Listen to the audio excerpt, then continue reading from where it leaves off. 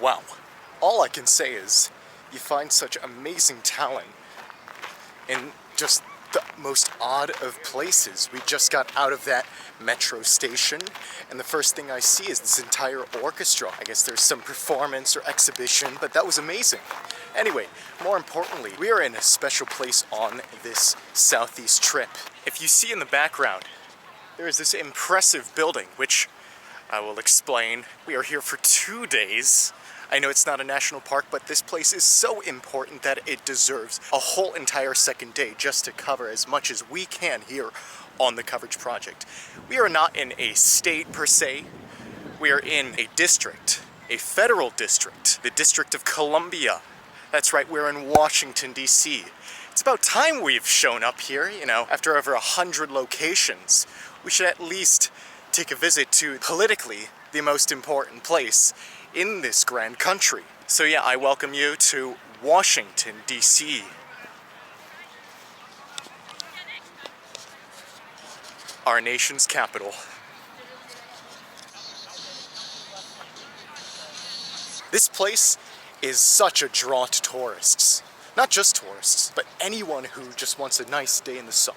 As you can see, this place is packed with people. Everywhere you go here in this capital, you are going to see tourists. You're going to see locals who just want a day in the sun on a nice day like this. You're going to see all sorts of people here. But it wasn't intended as such at all. When this was designated as this federal district of Columbia, it was strategically located, one, in the middle of the country, so everywhere in the country could have some sort of access to the capital. But two, it was also located in a place where people, the founding fathers, would think nobody would ever settle here. This is just some desolate swamp right by the Potomac River, which we will also see. But clearly, as government expanded and a draw to live here also increased, those original plans for this DC area didn't pan out so well.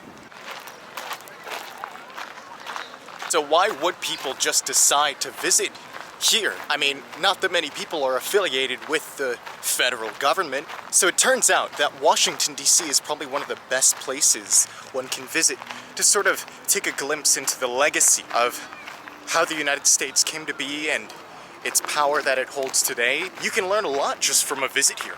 From the monuments and memorials dedicated to presidents, founding fathers, veterans, to the Smithsonian Museums, world-renowned places where you can see works of art, history, culture. It is a bastion for understanding the essence of American culture. There's a reason I'm wearing red, white, and blue today. Today we are celebrating our visit to the Capitol. I mean, this is such an extraordinary journey. I do not want to understate how important this place is, even though it really kind of shouldn't be. So yeah, let's see what Washington, D.C. has to offer here for us today. So here on the Coverage Project, I like to give an authentic, realistic picture of what a location is like. So you look at Washington, D.C. and you picture monuments like that, or memorials or museums or buildings with very exquisite architecture, but on the authentic side, you're also going to see this.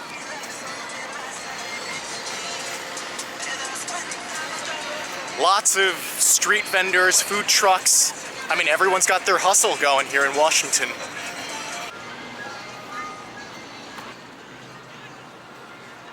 I am not joking about the crowds and the amount of people here. I'd probably say most people here are tourists from out of town.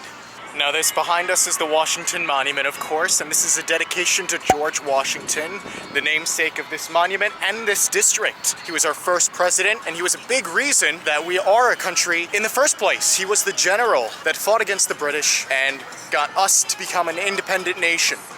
So of course, why wouldn't there be a giant stone obelisk in his honor?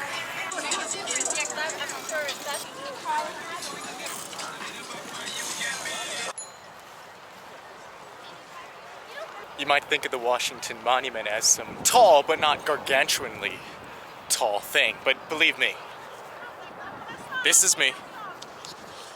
That is the top. It is humongous.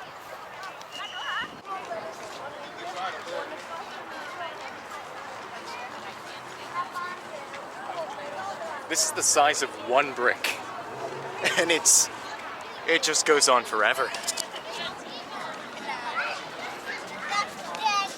Now you'll probably notice we're walking in a straight line east to west here in Washington, D.C., and that's kind of intentional. Where we are, where most tourists usually flock to, is something called the National Mall, and that's where you can find all these memorials, monuments, museums. And the urban designers of this city made it such that people could walk along east to west, west to east, along this National Mall. This city, in terms of its beauty of design, is up there with the likes of Paris, France for its design. Not only on the National Mall, but off the National Mall, you can see that the street designs are very intricately set up. So as we go and leave the Washington Monument, we find another attraction.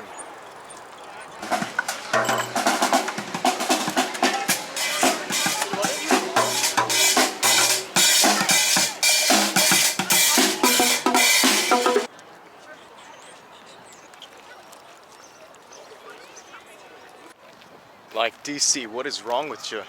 That you can't even get a proper pool set up? Oh well.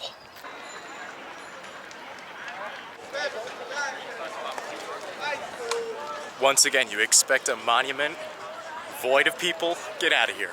It's always gonna be crowded, especially the middle of the day. Complete chaos. Welcome to the Lincoln Monument.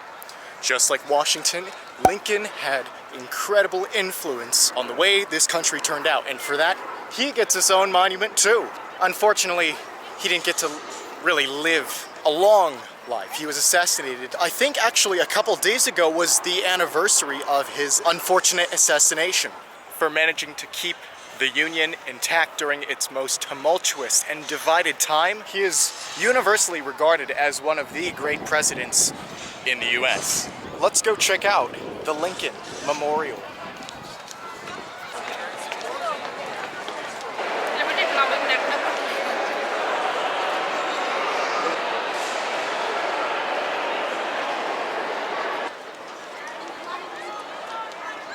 Washington, D.C. is truly a global city. From general tourism to immigration patterns, you will hear so many languages. Personally, I love to listen to people as I'm walking and try to detect, can I identify which language they're speaking? I've heard a lot of Spanish, Hindi, Mandarin, and so many other languages. And it's just something that you'll naturally find, especially on a tourist day, but just generally in Washington, D.C. Wait.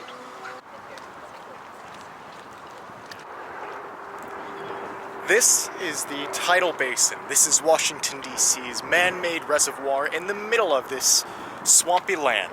And on the island over there, what looks like an island but is just another part of the edge of this tidal basin, is this Jefferson Memorial. Now, when I first looked at these things on photos or postcards, you think it's a little pavilion area, but it's much larger than that. You'll see.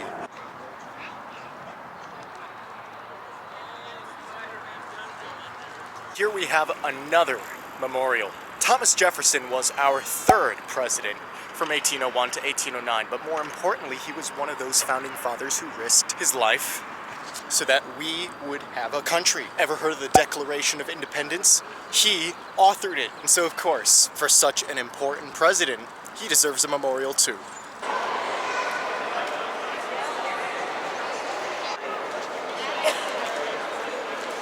Tell you what, something I just gotta add. The alignment of everything from the Jefferson Memorial. You can see not only the Washington Monument, but also from a distance, the White House. It's just amazing. This city was so almost flawlessly planned originally. Yeah, everything's much larger than you expect here in Washington. Additionally, this tidal basin area is famous for its cherry blossoms. Unfortunately, we're a week or two late. A lot of the ones on the edge of this tidal basin have turned green, but over there, those are the cherry blossoms you'd normally see.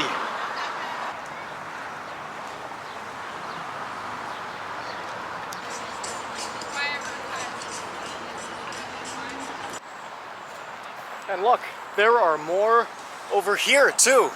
I guess we aren't too late after all. But yeah, why are these cherry blossoms here? These aren't native to the region. Over a century ago, Japan actually gifted the United States these trees. These were called sakuras, and they're an important tree that represents beauty in this Japanese culture. But anymore, these cherry blossoms are an iconic symbol of Washington, D.C. Over the years, America has been involved in many wars for various reasons, with hundreds of thousands of lives lost. The deadliest of which was World War II. First half of the 1940s, almost 300,000 American citizens lost their lives in an effort to rid the world of tyranny and evil. And this memorial around us pays tribute to that. Just gotta give a shout out to the design of this city, especially this National Mall. From here in the World War II Memorial, you can see the Washington Monument on that side. And then from that side, you see the Lincoln Memorial. Beautiful, beautiful design. We're back where we started this video, and gee, the heat of the afternoon is really getting to me. Maybe it's the sunburn I got yesterday, maybe it's the lack of water I've drinking, don't know for sure, but I have a solution to this problem. We ought to check out some of these world-class Smithsonian museums. The museums here, under the Smithsonian name, are probably one of the biggest collections of museums holding artifacts and relics of history and culture in the entire world. So I think it wouldn't do us justice here in Washington not to visit and see what is inside this collection. It's not just one museum, it's many. So let's check that out.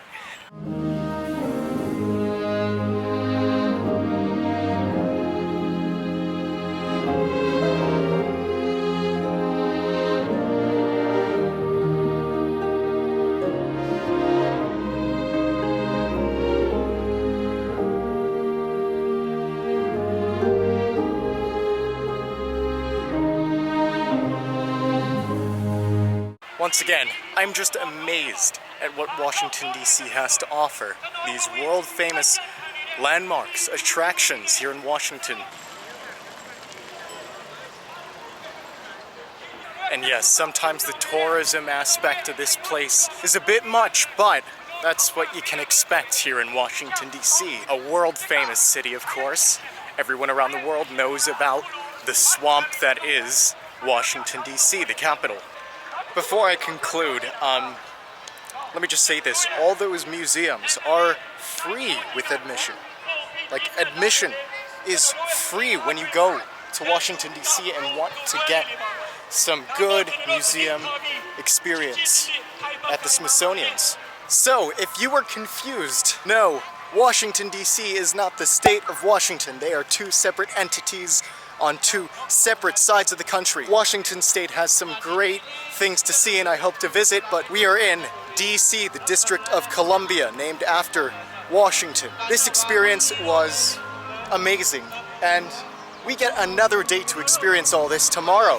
I'll be starting up where I'm leaving off right now, at the Capitol, I will see you there. But overall, it was just amazing, spectacular to actually finally go to the federal capital of the United States. Here on the Coverage Project, we've been to many former US capitals like Annapolis and Lancaster, and of course we've been to many state capitals, but nothing compares to all this. And if there's another video coming up tomorrow for us, well, you'll just know the magnitude to which I'm trying to express this amazement that I'm feeling. So I can't wait.